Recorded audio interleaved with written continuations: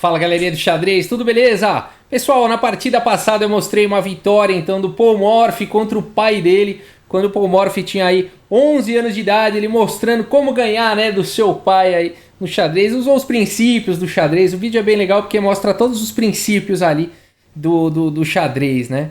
E principalmente de abertura e tudo mais. Tá, e aqui nessa partida então, 2 anos depois, o Morphy aqui já com 13 anos, ele já tá mais conhecidinho lá nos Estados Unidos, porque ele andou jogando com os olhos vendados com o tio dele. O tio do Paul Morphy era o Bam Bam Bam lá do xadrez, o rei do xadrez de Nova Orleans, tá? Então já era bem metido, envolvido com o meio enxadrístico, né?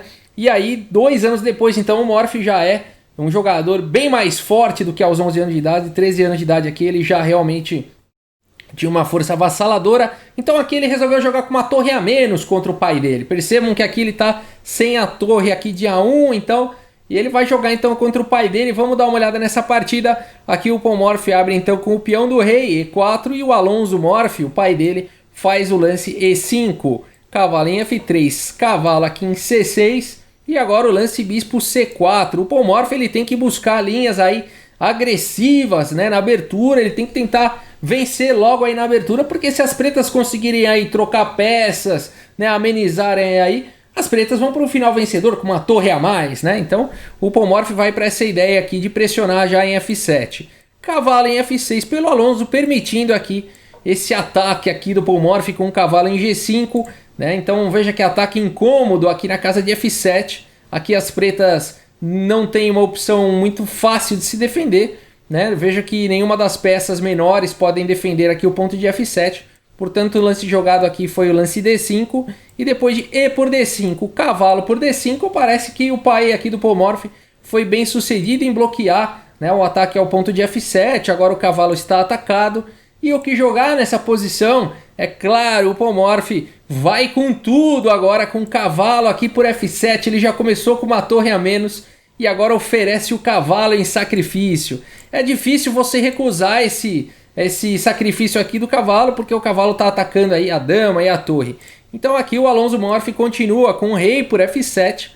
E agora dama em F3, esse lance da cheque, e também faz pressão aqui no ponto de D5. Agora rei E6, então saindo do cheque e trazendo mais uma defesa para o ponto de D5. E agora cavalo C3, desenvolvendo uma peça, reforçando o ataque nesse cavalo que está cravado aí em D5. A partida continua com o cavalo D4.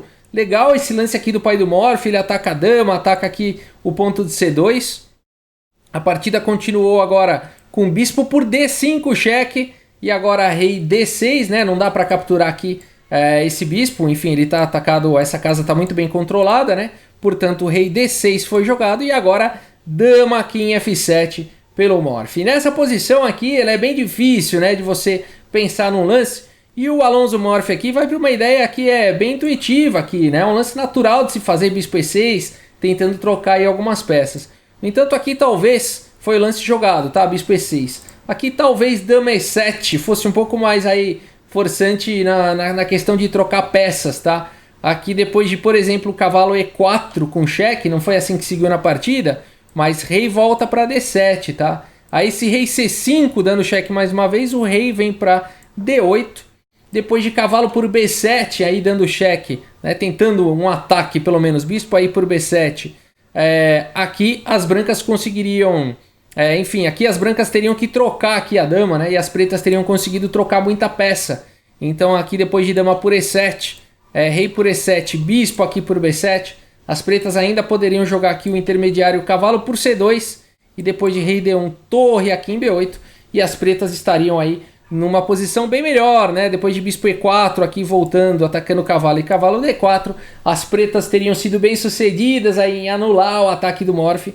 E teriam ficado aí com uma torre a mais, tá? Teriam garantido aí um final melhor e vencedor, né?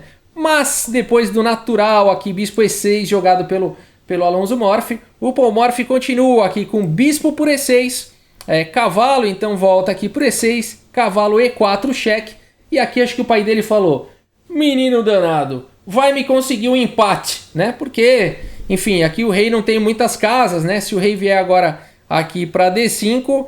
ele ficou imaginando que o filho dele jogaria cavalo C3, cheque, aí o rei volta para D6, cavalo E4, cheque, rei D5, cavalo C3 e assim por diante, né? E aqui o meu garoto conseguiu um empate com uma torre a menos, né? Bom, nada disso. Aqui depois então de rei D5 nessa posição, o Paul Morphy faz o lance C4, levando o rei aí realmente para posições ingratas no tabuleiro, né?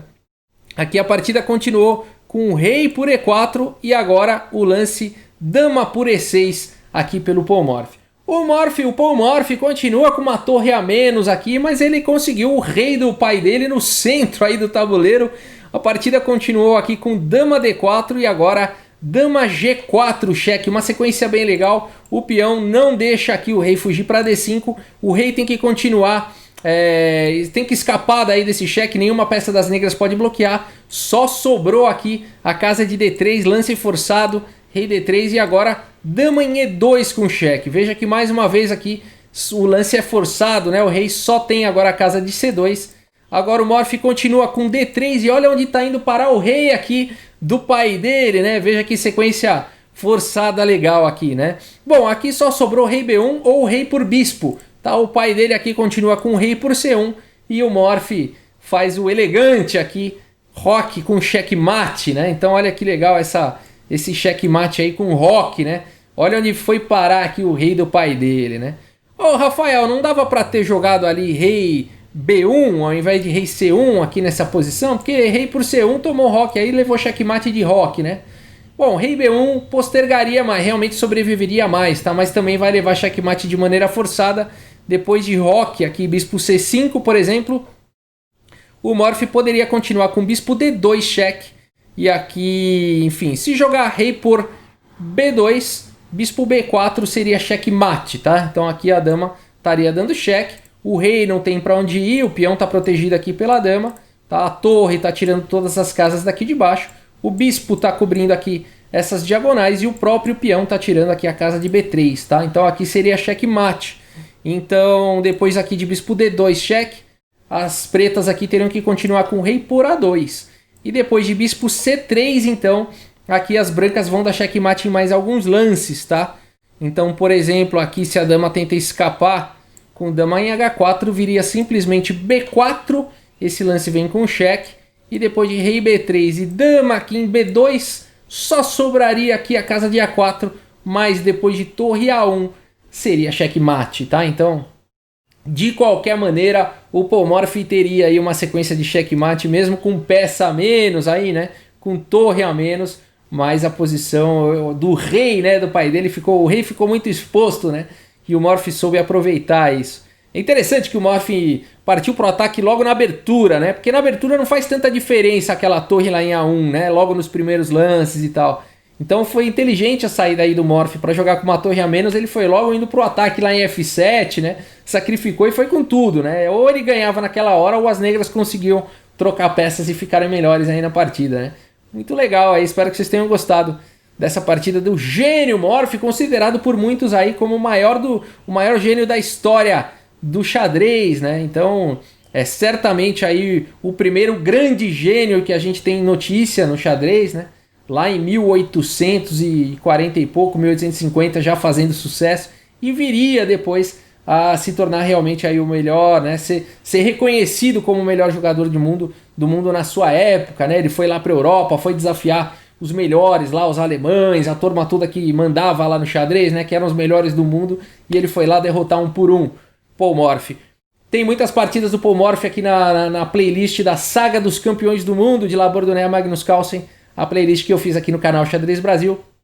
Os links aí das minhas playlists estão na descrição do vídeo para quem quiser assistir. Tá bom, pessoal? Muito obrigado pela audiência, um grande abraço aí para todos vocês e até a próxima. Valeu!